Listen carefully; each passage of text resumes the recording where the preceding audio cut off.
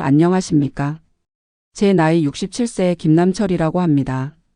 오늘 이렇게 사연을 보내게 된 것은 제가 석 달 전에 시작한 경비 일을 그만두게 되면서 느낀 것들을 나누고 싶어서입니다. 어제 저녁 아내에게 말했습니다. 여보, 내일부터 경비 일 안 나가려고 해. 아내는 설거지하던 손을 멈추고 저를 돌아봤어요. 왜? 무슨 일 있었어? 아니야, 그냥. 더 이상은 못하겠어. 사실 이 한마디 뒤에는 석 달간의 긴 이야기가 숨어 있습니다. 67세에 새로운 일을 시작한다는 것, 그리고 그 일을 포기하게 된다는 것이 어떤 의미인지 오늘 차근차근 말씀드리고 싶습니다. 먼저 제 상황부터 설명드리겠습니다. 저는 국민연금을 월 85만 원 받고 있습니다. 30년간 중소기업에서 성실히 일했지만 85만 원이라는 금액으로는 노부부 둘이 살기가 빠듯합니다. 아내도 연금이 있긴 하지만 20만 원 정도에 불과해요.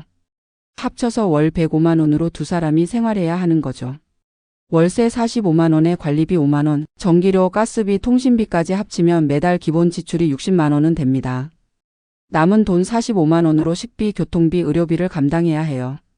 병원 한 번 가면 3만 원은 기본이고 혈압약, 당뇨약까지 합치면 월 약값만 7만 원입니다.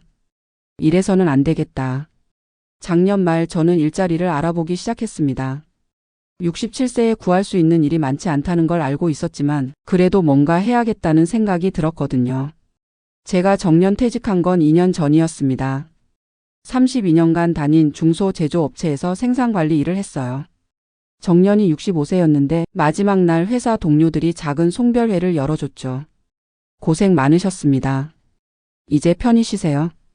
그때는 정말로 쉴 수 있을 거라고 생각했습니다. 퇴직금으로 1억 2천만 원을 받았어요.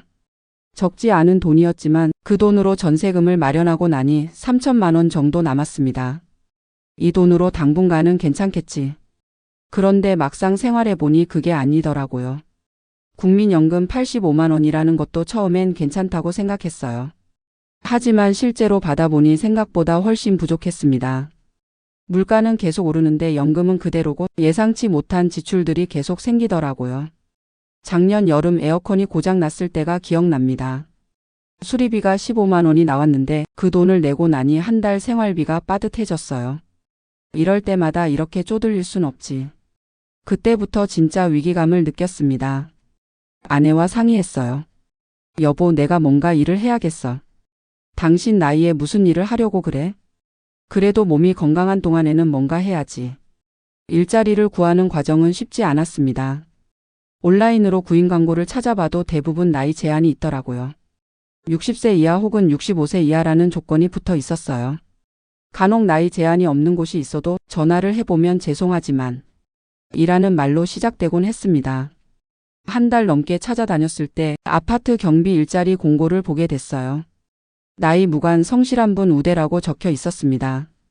망설이지 않고 전화를 걸었어요. 안녕하세요. 경비 일자리 공고 보고 전화드렸습니다. 네, 나이가 어떻게 되시나요? 67세입니다. 아내, 일단 한번 나오셔서 면접 보세요. 다음 날 바로 그 아파트로 갔습니다. 2000세대가 넘는 큰 아파트였어요. 관리사무소에서 총무과장이라는 분이 저를 면접했습니다. 30대 후반으로 보이는 젊은 분이었죠. 이력서 봤는데 경비일 해보신 적 있으세요? 아니요, 처음입니다. 하지만 성실하게 하겠습니다. 근무 시간이 좀 빡빡해요. 주간 근무는 오전 8시부터 오후 8시까지 12시간이고 야간은 오후 8시부터 다음날 오전 8시까지예요. 네, 괜찮습니다. 월급은 170만 원이었습니다. 최저시급으로 계산한 금액이라고 했어요. 국민연금 85만 원과 합치면 255만 원이 되니까 생활이 훨씬 나아질 거라고 생각했어요. 언제부터 나올 수 있으세요? 내일부터라도 가능합니다. 그럼 다음 주 월요일부터 시작하시죠. 처음 일주일은 기존 경비 아저씨와 함께 일하면서 배우시면 됩니다. 집에 돌아와서 아내에게 기쁘게 말했어요. 여보, 일자리 구했어. 월급이 170만 원이야. 아내도 기뻐했습니다. 잘 됐네. 그럼 이제 좀 여유가 생기겠구나. 첫 출근 날이 다가왔습니다. 평소보다 1시간 일찍 일어나서 준비했어요. 정장은 아니더라도 단정한 옷차림으로 출근했습니다. 30년 넘게 회사 다닐 때의 습관이었죠. 관리사무소에 도착하니 저보다 먼저 온 경비분이 계셨어요. 60대 초반으로 보이는 박 경비원이었습니다. 안녕하세요. 오늘부터 함께 일하게 된 김남철입니다. 네, 박철수입니다. 앞으로 잘 부탁드려요. 박 경비원은 친절하게 업무를 알려줬어요. 여기 경비실에서 CCTV 모니터링하고 방문자 출입 관리하시면 됩니다. 그리고 1시간마다 한 번씩 아파트 순찰 돌아야 해요. 네, 알겠습니다. 첫날은 그런대로 괜찮았어요. 업무 자체가 복잡하지 않았고 박 경비원이 차근차근 알려줘서 금방 익힐 수 있었습니다. 하지만 며칠 지나면서 조금씩 문제가 보이기 시작했어요. 관리사무소 직원들의 태도가 처음과는 달랐습니다. 면접 때 만났던 총무과장은 저를 김 경비원이라고 부르더라고요. 32년간 김 과장님으로 불리던 제가 하루아침에 김 경비원이 된 거죠. 처음엔 별거 아니라고 생각했어요. 직급이 다르니까 당연한 거라고. 하지만 점점 기분이 나빠지더라고요.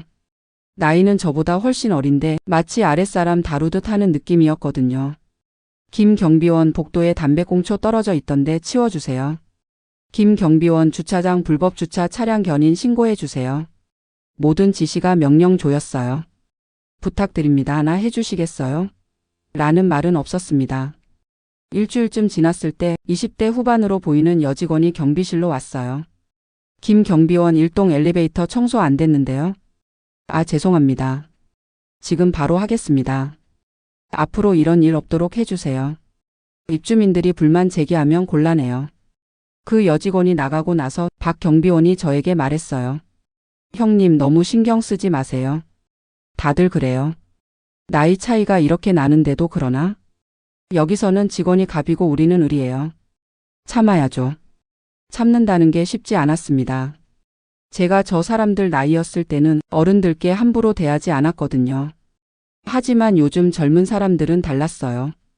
나이보다는 직급과 위치로 사람을 판단하는 것 같았습니다. 한 달쯤 지났을 때 더 큰 문제가 생겼어요. 야간 근무를 해야 하는 날이었는데 12시간을 계속 깨어 있기가 힘들더라고요. 67세 몸으로는 버거웠습니다. 새벽 3시쯤 되니까 너무 졸렸어요. CCTV 모니터를 보면서 꾸벅꾸벅 졸고 있었는데 순찰 도는 걸 깜빡했습니다. 다음날 아침 총무과장이 CCTV 기록을 확인하고는 저를 불러냈어요. 김 경비원 어젯밤에 새벽 3시 순찰 안 돌았네요. 죄송합니다. 깜빡했습니다. 이런 일이 또 생기면 곤란해요. 경비가 순찰을 안 돌면 안전에 문제가 생길 수 있거든요. 앞으로 조심하겠습니다. 하지만 야간 근무는 계속 힘들었어요. 집에서 낮잠을 자려고 해도 잠이 잘 안 왔고 밤에는 계속 졸음이 쏟아졌습니다. 30대, 40대 때와는 체력이 달랐어요. 2달째 되던 어느 날 정말 화가 나는 일이 있었습니다.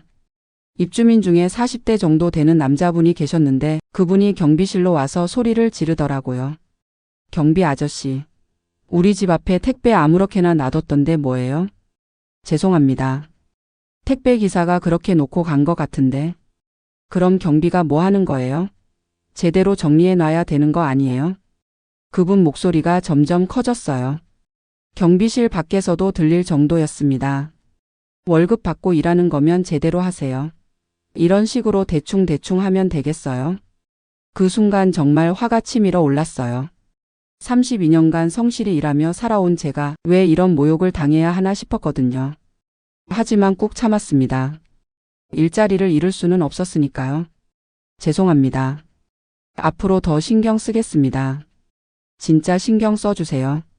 관리사무소에 컴플레인 넣기 전에 말하는 거예요. 그분이 가고 나서 저는 화장실에 가서 찬물로 세수를 했어요. 거울에 비친 제 모습이 초라해 보였습니다. 내가 왜 이런 일을 당해야 하지? 그날 집에 돌아와서 아내에게 말했어요. 여보, 일하기가 생각보다 힘들어. 왜? 몸이 안 좋아? 몸도 힘들지만 마음이 더 힘들어. 아내는 제 이야기를 들으면서 안타까워했어요. 그래도 참아야지. 우리 형편에 이 일 놓치면 어떡해? 맞는 말이었어요. 67세에 월 170만 원 주는 일자리가 흔하지 않으니까요. 세 번째 달에 접어들면서 몸의 변화를 느끼기 시작했어요. 무릎이 아프기 시작했고 허리도 자주 결렸습니다. 오래 서 있거나 순찰을 돌 때마다 힘들었어요. 어느 날 야간 근무 중에 지하 주차장을 순찰하다가 넘어질 뻔했어요. 바닥이 젖어 있는 걸 못 보고 미끄러져서 간신히 벽을 잡고 넘어지지 않았습니다. 그때 정말 무서웠어요. 만약에 다쳤으면 어쩔 뻔했나. 집에 와서 아내에게 말했어요. 여보, 이 일 계속하기 힘들 것 같아. 왜? 또 무슨 일 있었어? 몸이 안 따라줘. 67세 나이에 12시간씩 근무하는 게 쉽지 않아. 아내도 제 얼굴을 보더니 걱정하더라고요. 당신 요즘 많이 야위었어. 밥도 제대로 못 먹고. 실제로 체중이 5kg 정도 빠졌어요. 스트레스와 불규칙한 생활 때문이었던 것 같습니다. 그러던 중 결정적인 사건이 일어났어요. 지난주 금요일 오후였는데 관리사무소 직원들이 회식을 한다고 하더라고요. 그런데 저희 경비원들은 초대받지 못했습니다. 우리도 같이 일하는 사람들인데. 박 경비원이 아쉬워하더라고요. 형님, 우리는 직원이 아니라 용역이거든요. 원래 그래요. 용역이라는 말이 가슴에 박혔어요. 같은 회사에서 일하는데 저희는 직원도 아닌 거였습니다. 그냥 고용된 사람, 필요에 따라 언제든 자를 수 있는 사람이었던 거죠. 그날 저녁 혼자 경비실을 지키면서 생각했어요. 내가 왜 이런 대우를 받으면서까지 일해야 하나? 월 170만 원이 필요하긴 하지만 존중받지 못하는 일을 계속할 수는 없을 것 같았어요. 마침내 지난 월요일 제가 결심을 굳혔습니다. 총무과장을 찾아가서 말했어요.